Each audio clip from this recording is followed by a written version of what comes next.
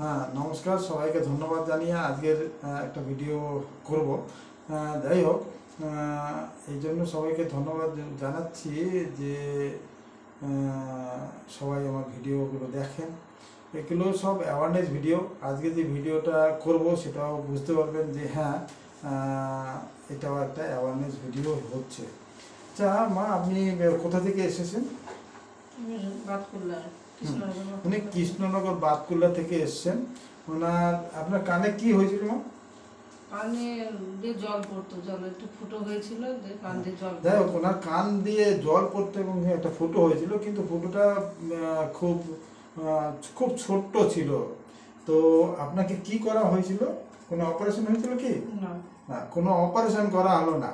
Operation ছাড়াই একটা method আছে, যে মেথড হলো কটারাইজেশন। আমি সেই কটারি করে তারপরে কিছু প্রসিডিওর করতে হয়, তার মধ্যে সেইটা দিলে আমি যতগুলো পেশেন্টকে করেছি সবারই কিন্তু সাকসেস হয়। শুধু কটারাইজেশন, আমাদের বই লেখা আছে শুধু কটারি করলেই হবে, তাতে 50% মোটামুটি সাকসেস রেট। কিন্তু এর সঙ্গে আরও কয়েকটা জিনিস অ্যাড করা হয়। সেটা একটা হলো পিআরপি, আর একটা হলো জেল ফর্ম। তার যদি করা হয় তাহলে মোটামুটি সবার ক্ষেত্রেই প্রায় সাকসেস হয়ে যায়, যদি কেস সিলেকশনটা ঠিক হয়।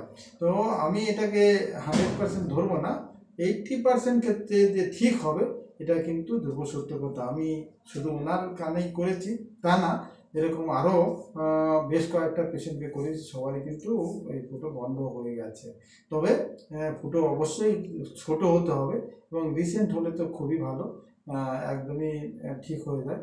আর যদি দীর্ঘদিনের হয়, যদি খুব ছোট থাকে, তাহলে কিন্তু এই কটারাইজেশন করে পেশেন্টকে কিন্তু পুরোপুরি ঠিক করে দেয়। এখন কানে কি শুনতে কোনো অসুবিধা হচ্ছে না?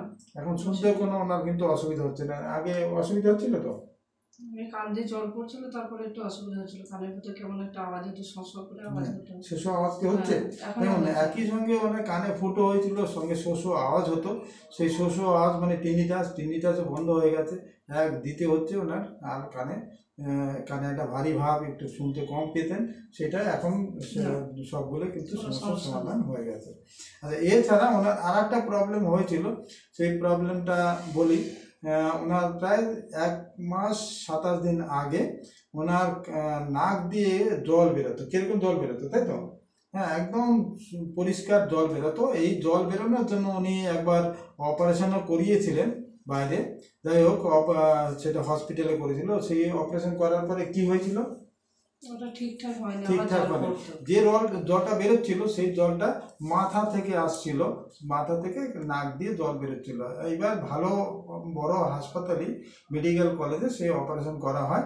কিন্তু অপারেশনের করার 35 দিন উনি ভর্তি ছিলেন। 35 দিন ছিলেন, তো আমার যা খেয়াল আছে 35 দিন ভর্তি ছিলেন। তার মধ্যে আইসিইউতে ছিলেন 2 দিন। এবং হ্যাঁ, যাই হোক, আইসিইউতে উনি 2 দিন ছিলেন। কিন্তু অপারেশনের পরের দিন থেকে ওনার নাক দিয়ে আবার সেই মাথার জল আসতে থাকে, এতে সিএসএফ বলে, সিএসএফ বেরোতে থাকে।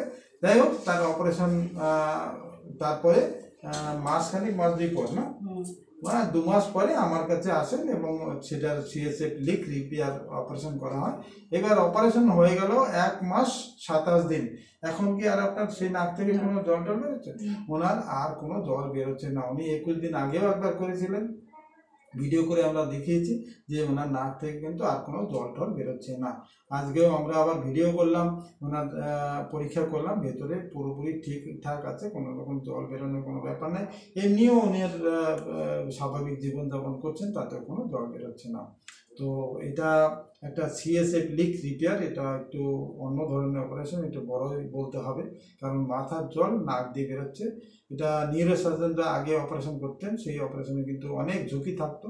এই অপারেশনে কোনো ঝুঁকিই নেই, শুধু একটু অজ্ঞান করে অপারেশনটা করতে হয়। আজকে এই বলেই শেষ করব। নমস্কার।